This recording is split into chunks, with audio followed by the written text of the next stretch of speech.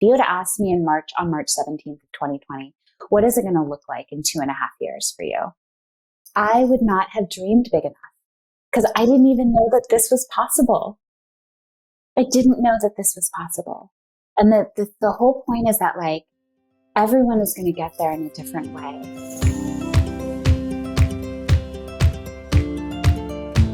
All right, Sober Stories family, I am so excited to welcome Nikita Mehta to Sober Stories. Nikita, welcome.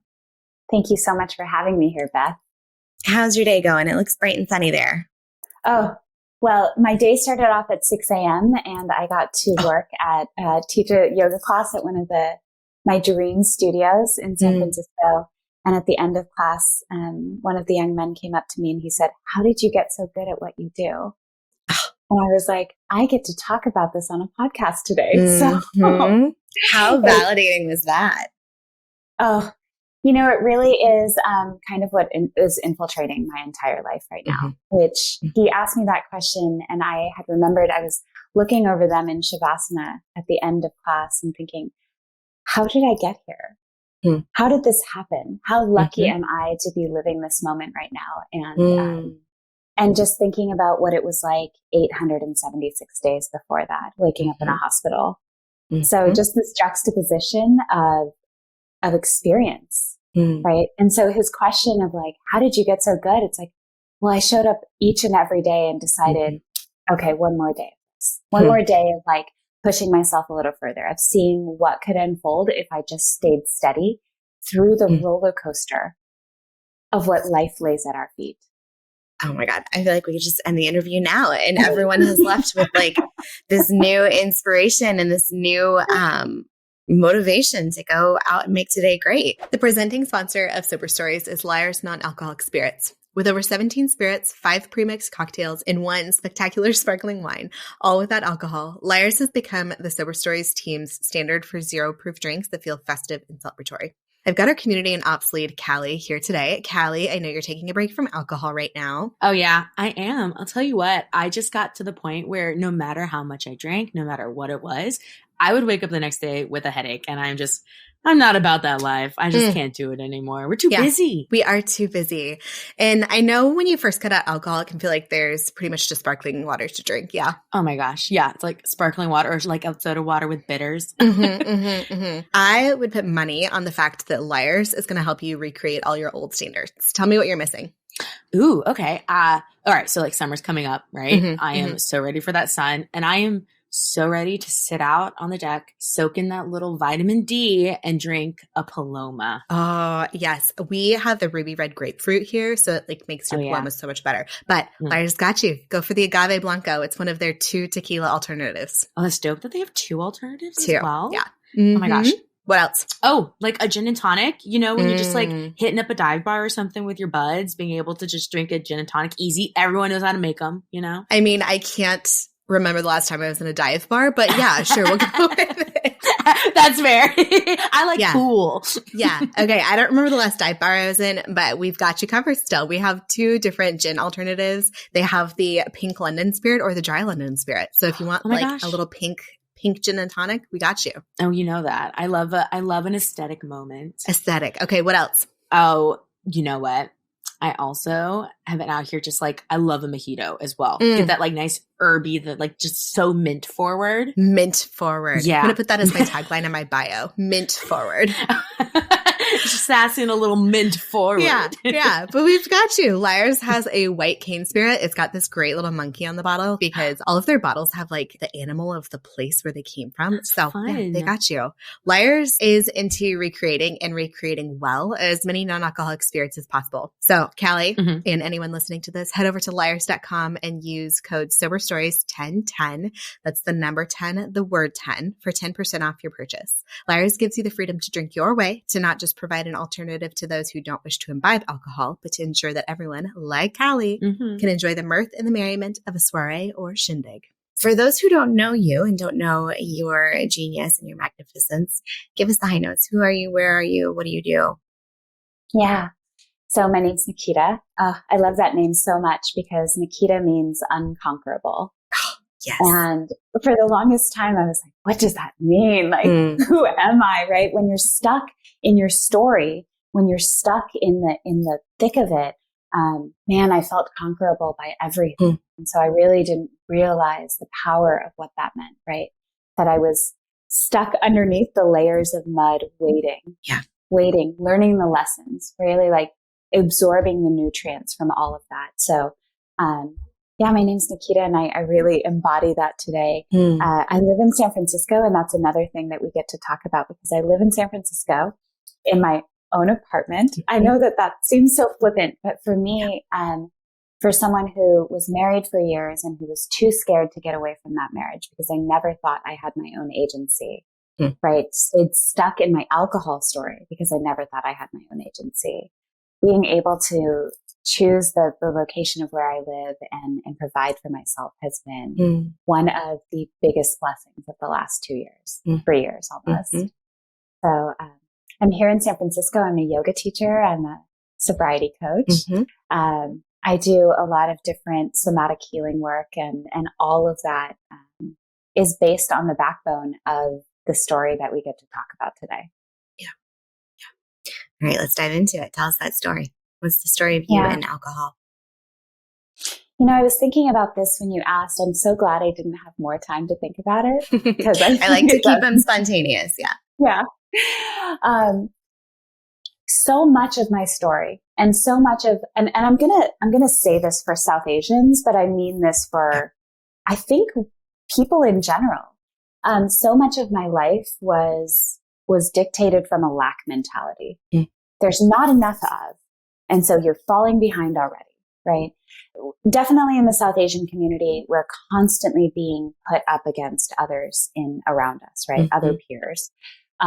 And so my drinking story started at such a young age because I constantly felt less than, right?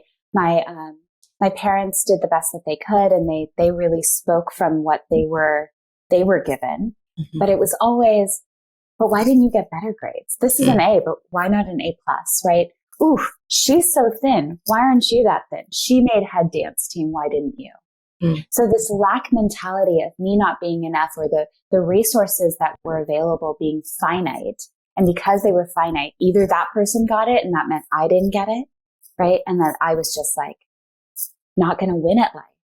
That was the mindset that set up the foundation for my drinking story to really thrive, right? That means that by the time I got to that first drink, I was waiting for something, anything to calm my central nervous system, because I was always on high alert.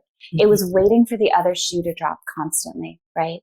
And so, and then there's a plethora of other things that really don't have any rhyme or reason to talk about, because we all have different pieces of the puzzle that come together, and they're all meaningful, but they're pieces of this puzzle.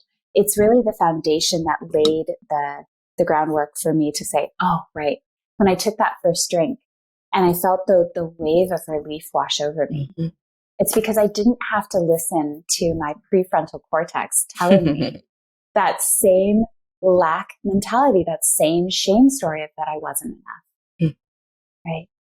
And so for years I fought so hard, right? I started drinking very early on at 18. So for many, maybe that's not very early on, and immediately was drinking to a point where my body couldn't handle it. So my first attempt to get alcohol free, to get substance free, was when I was 18 years old.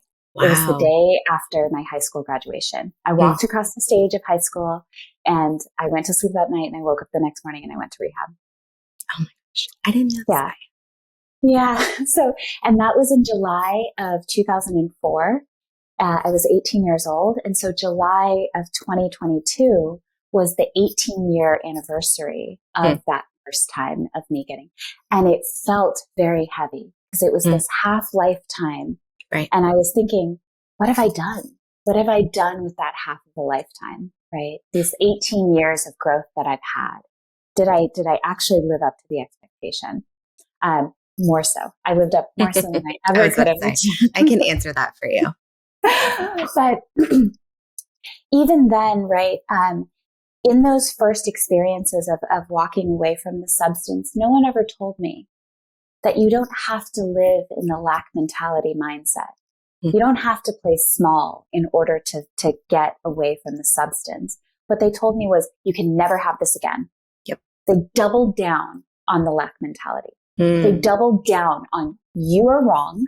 You've done something wrong, right? Something about you is fundamentally broken. And I was like, wait, I've been told that my whole life. That's how I ended up here. Why are we using the same vernacular in order to create? Yeah.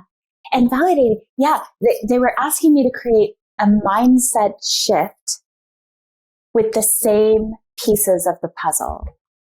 And I couldn't figure out why I couldn't put the puzzle together. But it had nothing to do with it. It was that I needed to get rid of those puzzle pieces and start with a blank canvas.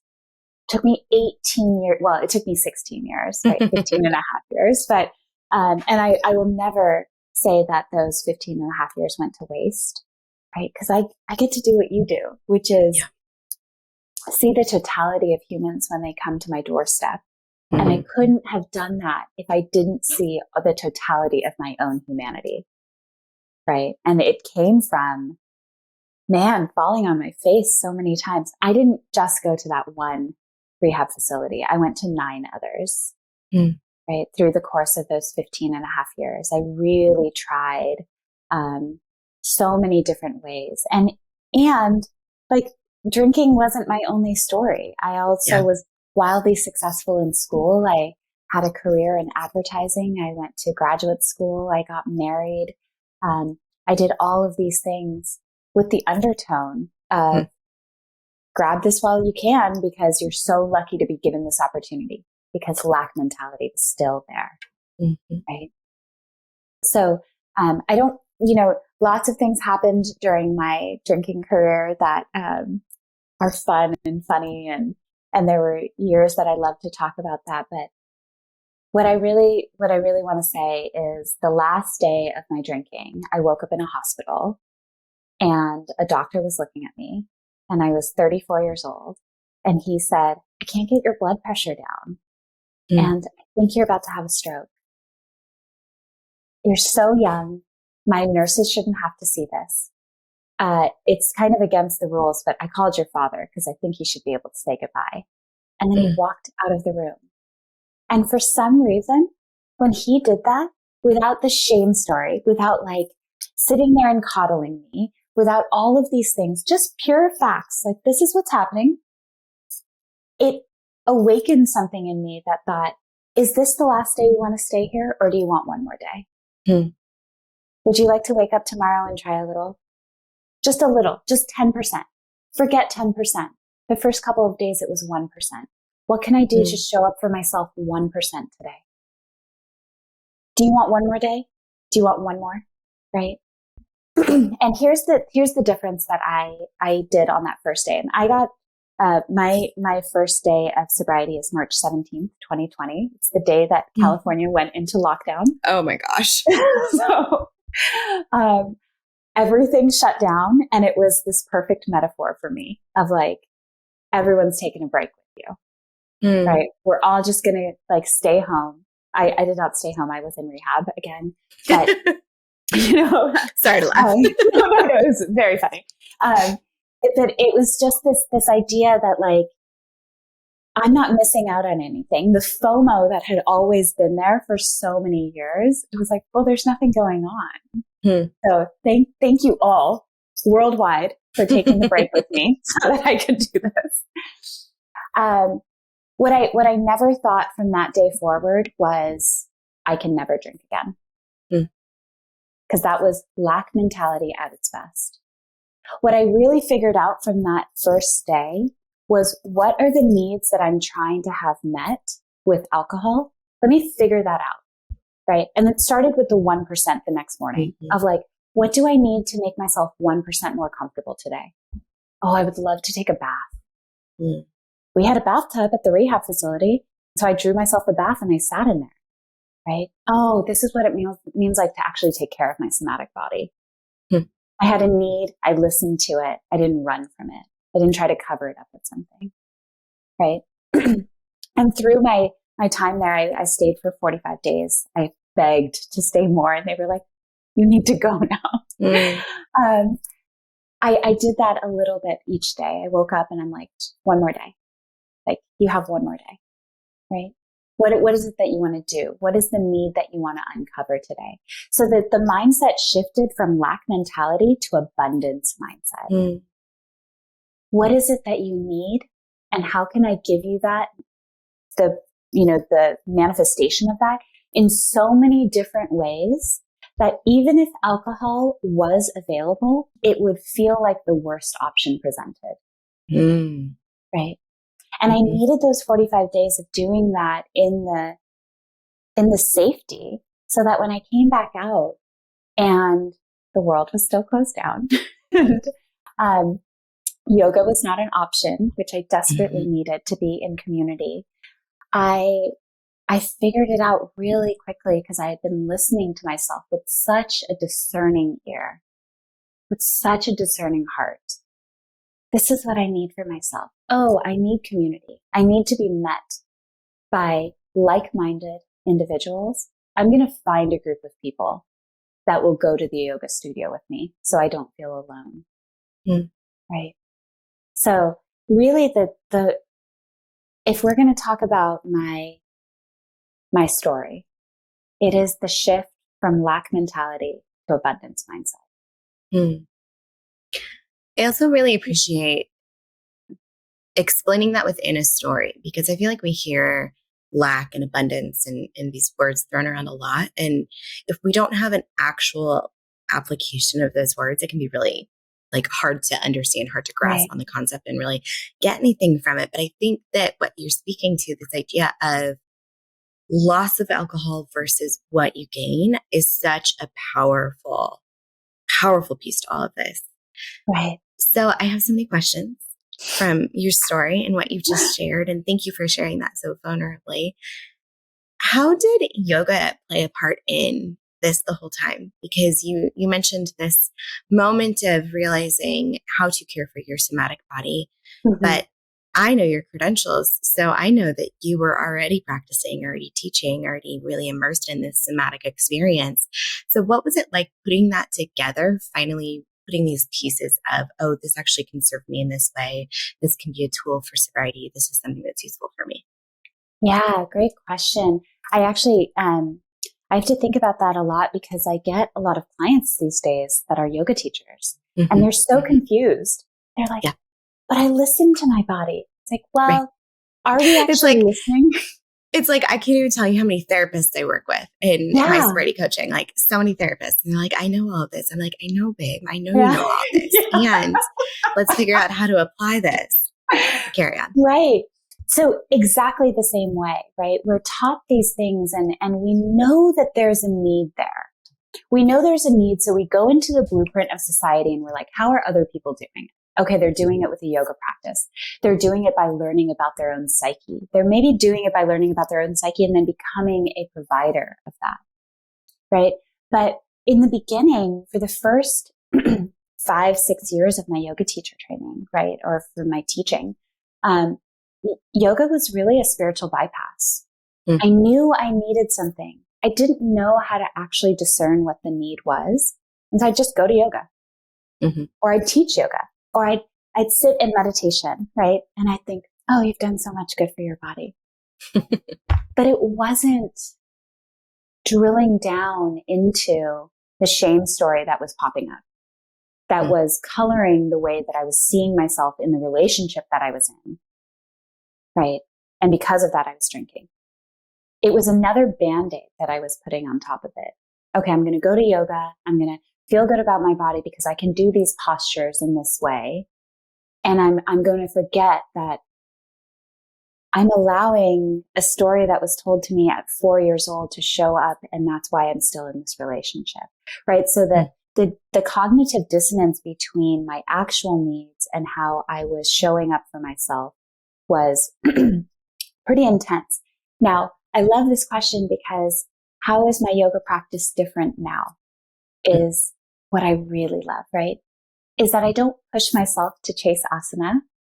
I don't sit in meditation if I don't have a actual need that I have just determined. And an actual need that I've determined in the morning can be to be silent with myself. If I'm not feeling it, I don't force myself to do anything anymore because it makes me a good yogi or, right? Sometimes I go out and eat a cheeseburger and it's like, that's fine, right? It's like, how do I actually show up for myself versus what I thought I was supposed to be doing to get better? There is no getting better. There was never any getting better. It was a full witnessing of myself that I needed to do in all of the aspects of myself. Right. I think that's mind blowing. This idea of all of the things I thought I should be doing to get better. And we had a conversation in my community space last week about shoulds and expectations and how we should meditate or how we should eat clean to fuel our body or how we have all of these external and some of these shoulds are objectively harmful. Like I should like work to the bone to make a bunch of money to pay a bunch of rent, like whatever. Like we can categorize some of the shoulds under like, obviously that's not a great one, but it's an external expectation. But even within the wellness space, even within the recovery space or the healing space, there are a lot of shoulds. There are a lot of things that, oh, maybe we should sit and meditate for 3 minutes every day, even though it drives us insane and it feels like a guilt trip and it doesn't actually serve us. And I love the idea of pairing that with the 1% increment. How did you shift this idea from this kind of like total change, total shift, 180 into 1%? Oh my goodness. This was the game changer for me because, and I witness it all the time when people come in to start doing work and they're like, everything has to change. Oh, oof. I feel that. I feel the weight of expectation.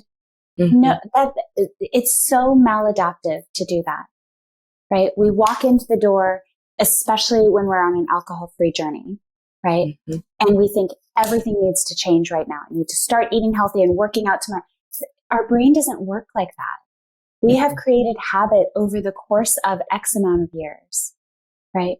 Adaptive change means that maybe we figure out what the need is and we, override that need with giving it to ourselves in a different way. Or adaptive change means just making it possible that it feels comfortable to do that the next day.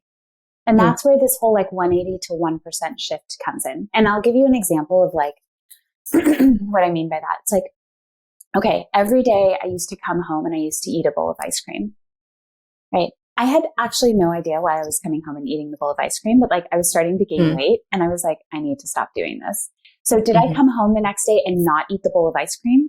No, because I would have sat there and I would have fantasized about it and it wouldn't have been adaptive change. Maybe I could have strung together 30 days of not eating ice cream, but my body wouldn't have understood why I was doing that. Right. And at some point in time, I would have just lassoed right back and started eating the ice cream again. Instead, I took a little bit less and a little bit less. And then instead of buying ice cream, I bought gelato. And then instead of buying gelato, I bought frozen yogurt. And then instead of that, I just started making stuff at home that was fruit mixed with water that I froze. Right. I still gave myself what the need was, which was eat something cold when you come home to signify that the day is done. Something sweet to remind you that like you're giving yourself a treat. It's just an adaptive change. It was the 1% change that ended in, I don't eat something cold when I come home anymore because I just figured something else out. Right. But it was the 1% shift that really made it so that I could stay on that path and it didn't feel overwhelming from day one. Once again, lack mentality versus abundance mindset. If I come home and said, you can't have that, it's lack mentality. Instead, I was like, what can you put in here or what can you give to yourself that still makes you feel like everything is possible? Anything that you wanted before is still possible, right? Held and supported and nurtured.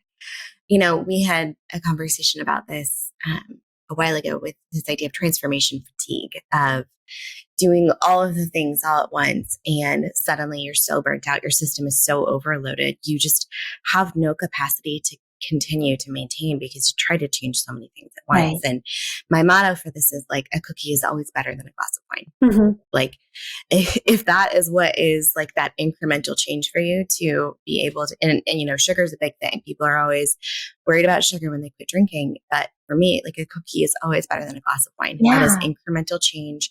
That is stepping you in the right direction, taking the next right step towards the ultimate end goal of whatever your end goal is. But when we overburden the system, when we completely overload it with so many expectations, there's just no way it's going to be successful. Yeah. No way. So tell me what was different about your last stint in rehab compared to all the other ones. What was the change factor there? What made this stick for you? So this idea of the blueprint, I've been talking about this a lot lately, maybe because I finally saw it for the first time, that I had been playing a role in the ways that I showed up in all of the different spaces. And that included rehab. It included how I showed up in sobriety spaces, and then how I showed up in drinking spaces. That I was always looking to kind of play a part so that there was acceptance that was met, right? That I fit into the expectations of what others were looking for from me, that I was prospering at the same level. And what I got to do this last time, maybe because everyone was renegotiating that, right? Everything went dark and it was like, what blueprint? Who are we supposed to be? What does success look like? What is the age range at which we're supposed to accomplish certain things? When I no longer felt like I was falling behind because there was no blueprint to fall into, everything was possible. Just like you're saying, right? Like I think I would get into a sobriety space, and all of a sudden the expectation of what was needed of me was so much. And I could sustain that for a little bit of time, right? I could stop drinking and get into grad school, write some papers, go speak on the circuit, right? And then it would feel like I don't know how to keep up this momentum. And so at the worst possible minute, right before the big conference, I would drink. And felt like self-sabotage all the time. But really what it was like that exponential growth was not laid on a foundation of my own desires and my own needs being met. And yet I was playing to other people's expectations. This time I really got to sit down and think, like, what is it? How do you need to speak to yourself to make this possible? And what do you want to do?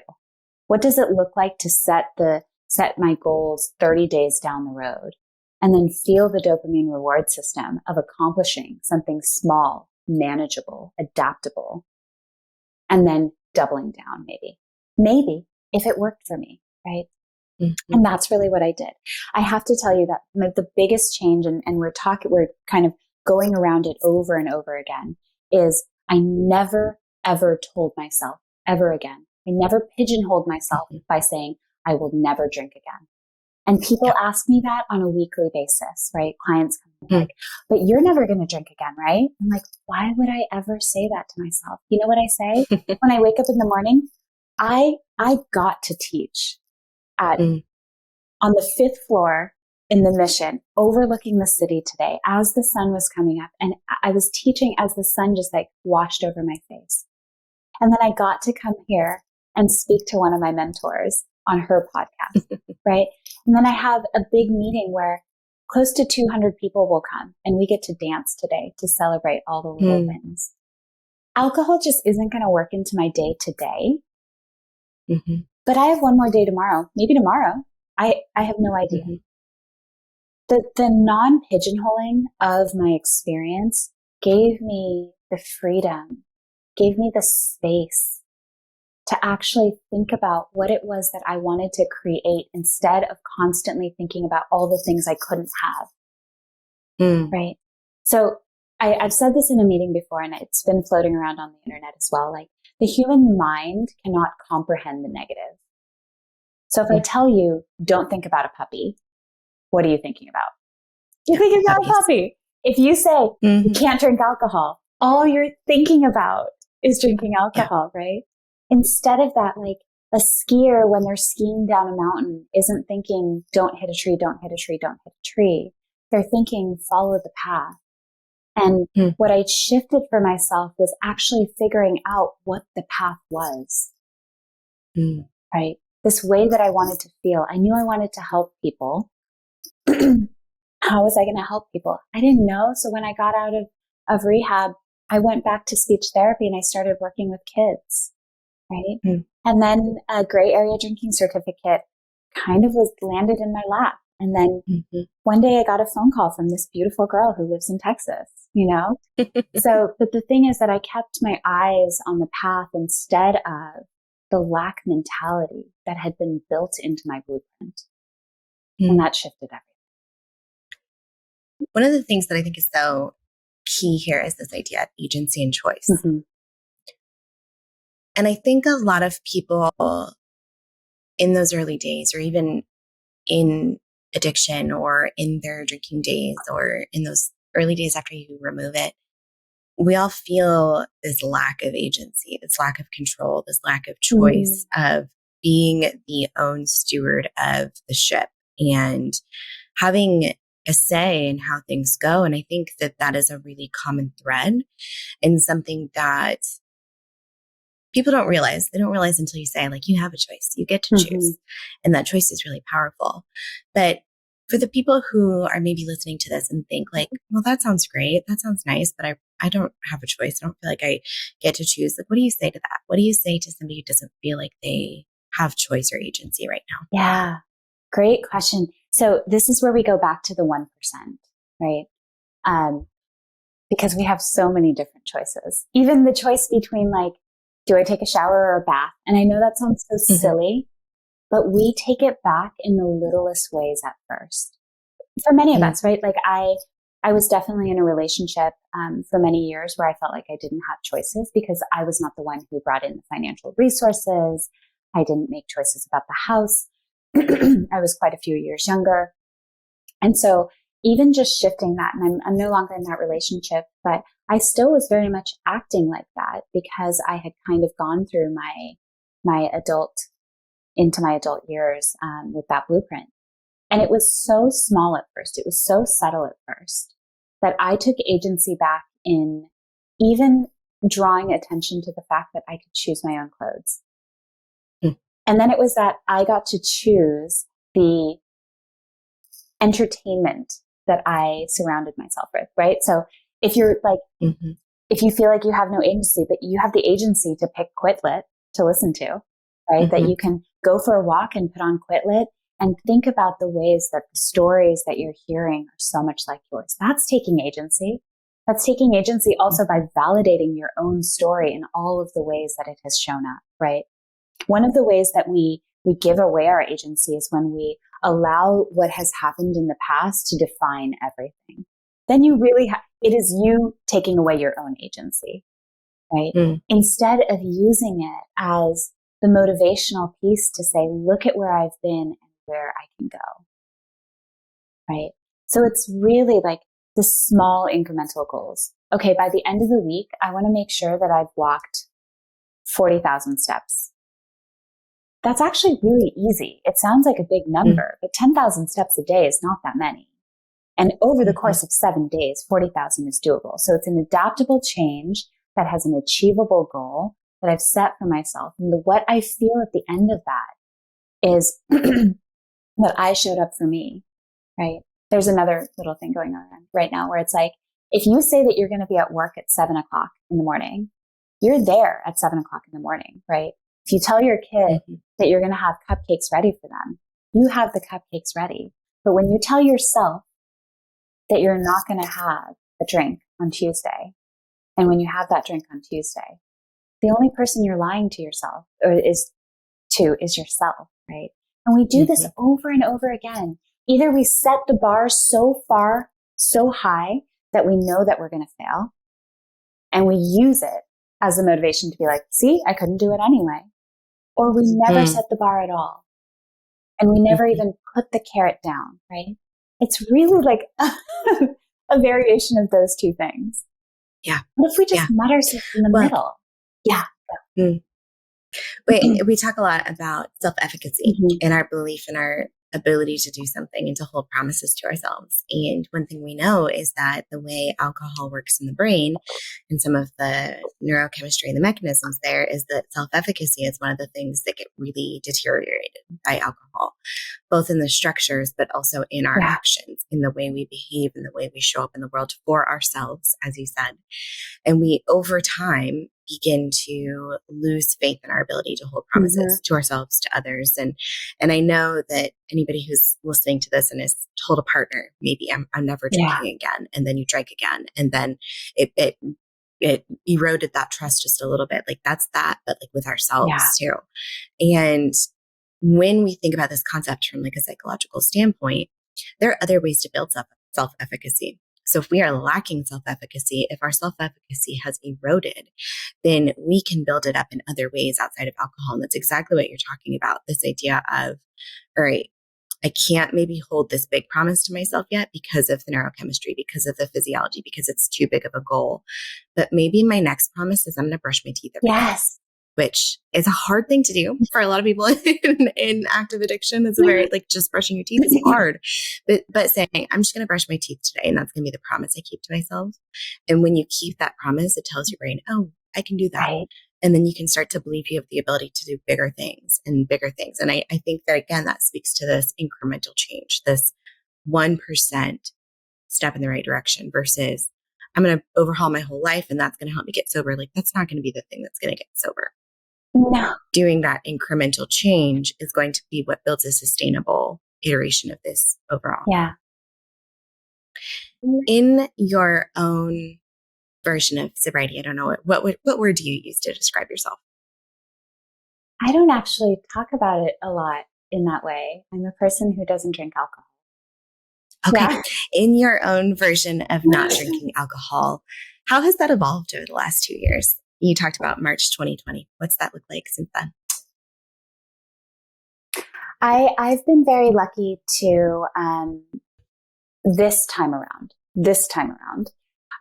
not be triggered is not the word I want to use. Not be influenced by witnessing other people drinking alcohol. And because of that, my journey has been so interesting. I feel like the way that I've been able to help people has been interesting. The way I've been able to interact with others and see all the ways that we hide has been really interesting. So when you're asking me that, it has, we come in and we're here to talk about alcohol, right? People land in my doorstep and I'm like, we're here to talk about alcohol, but we're not here to talk about alcohol. Yeah. So, the first 45 days when I was actively in a facility, I was there to talk about alcohol. And after that, the 830 days after that, I have systematically gone through my life and been like, what are all the ways I've hidden? What are all the ways that I have forced or malleated myself to fit into a box for someone else? What are the shame stories? And when they come up, how do I not deal with them and instead just go along with it, right? They've become such a habit that I shame my body when I don't fit in that bathing suit. Why?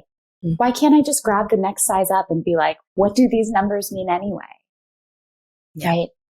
And that was like the biggest thing about what these last 3 years have been is like, it's not, if we only talk about alcohol, man, we will hide in other ways. Shopping and food and men and all of the things, right? But, and the way that I did that was I kept my small incremental goals very palpable. Meaning like, just like you were saying, I'm going to sit and brush my teeth every day for 30 days. And it was like, yeah, I'm going to sit and look at the way that I am showing up in romantic relationships and actually write down like what I'm acting like. And at the end of those 30 days, once I've seen that I'm no longer falling into that same pattern, I'm going to buy myself a Lululemon sweatshirt. Right. Which means that now when I put on that Lululemon sweatshirt, because I remember exactly which one it is, I'm like, I did that. You did that for you, girl. Right. So it was so much about what I thought was that I was going to stop drinking. And I would be the most boring person on the planet. Like I would like not be able to do anything and I would always be triggered. And, I go to more parties than anyone I know. I just like, I have season tickets to the ballet. I like moved to this part of the city so that I could walk to all the comedy clubs. Like I just live life in 4D. Right. And the reason that I was able to do that was because I really thought about like, what are the needs that I was having met with alcohol? And so if it's like, oh, I don't feel comfortable in this situation, I don't go into that situation. And if I have to go into that situation, man, I have a pep talk with myself. I have a reward for myself for going and getting that thing done. Like all of these things, I have external accountability partners. I have internal accountability, like so much so that I get to, this is the life, like the life that I'm living now is the alcohol that is the life that alcohol promised me. Yes. Every day. Yes. And now I get to help women figure out their journey to getting to the life that they're living beyond their wildest dreams, right? Like if you had asked me on March 17th of 2020, what is it going to look like in 2.5 years for you? I would not have dreamed big enough because I didn't even know that this was possible. Right. I didn't know that this was possible. And the whole point is that like everyone is going to get there in a different way. So sometimes I think we read Quit Lit, or we go into alcohol-free spaces and we're like, oh, this is how that person did it. I'm going to do it just like that. Yeah. But your needs are different. Your shame story is different. Right? This is about like falling back in love with yourself in such an intense way that you wake up and you're like, okay, I'm going to make myself some oatmeal and go sit in the bathtub even at 8:00 in the morning because that's what I feel like I need right now. Right? That sounds right. I know. I think that's so powerful. And there's that meme floating around the internet right now that's like 5 years ago. Think about like what 5 years ago person of you, I'm like fumbling the words, but think about how you 5 years ago would look at yourself now.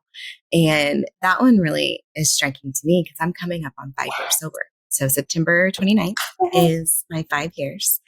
And so I think about 5 years ago, I was in the middle of multiple, like several of the worst traumas of my life.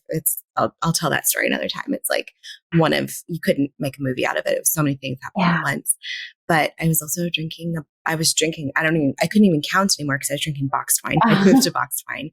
I had so much self-loathing. I was a new mom. It was just awful. And I literally would not have even been able to imagine the life I lead now. Like I just spoke at a conference last week about caring for yourself and about sobriety. And I like to have thought 5 years ago that the person I was then would be doing what I do now.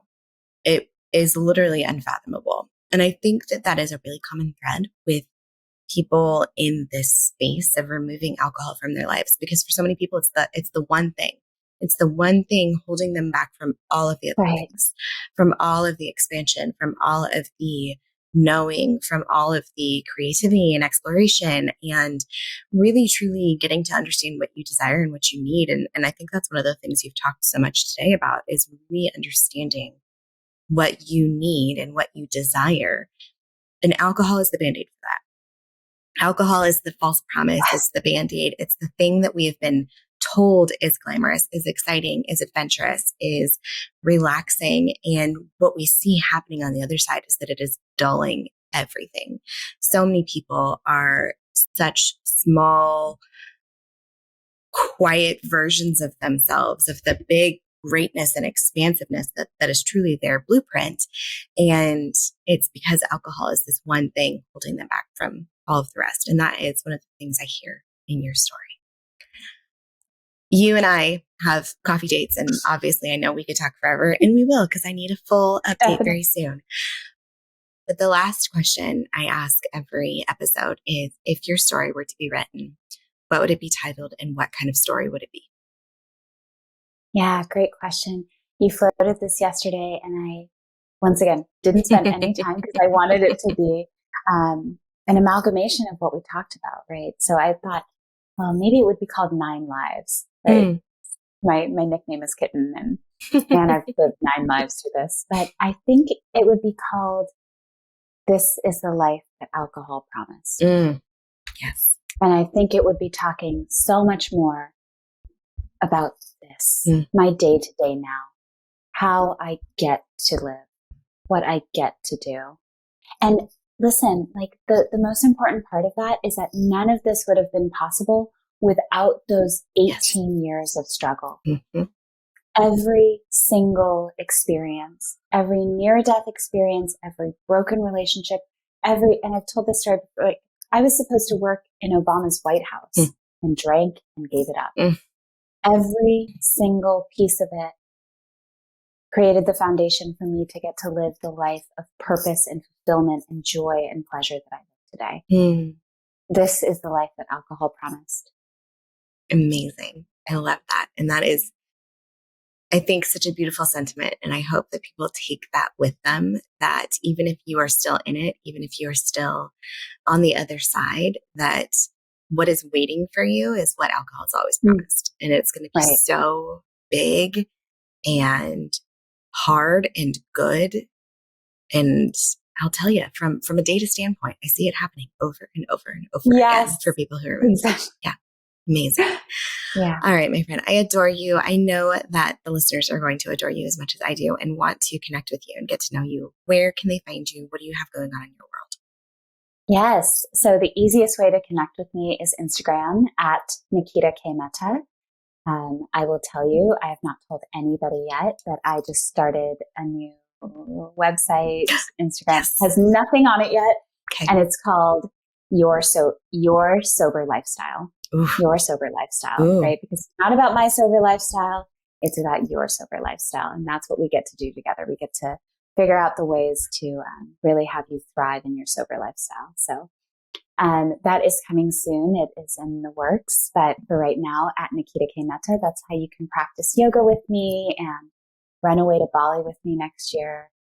Sign me up. Yeah, all the things. So it's just so grateful to be part of these conversations and these communities. And Beth, so very grateful for you for not allowing me to play small.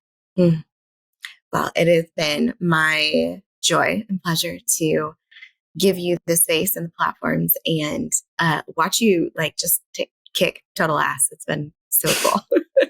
for you're so eloquent, and I'm over here I'm like the Nikita cheering squad. So it has been amazing to watch you do this, and I can't wait to see what you have next. And y'all, I mean, you've sat in her genius for 45 minutes, but I cannot recommend Nikita's work enough. If you're looking for yoga, somatics, alcohol-free inspiration, there's so much goodness where Nikita lives on the internet and the work she does. So thank you so much for your time today, and I will talk to you very soon.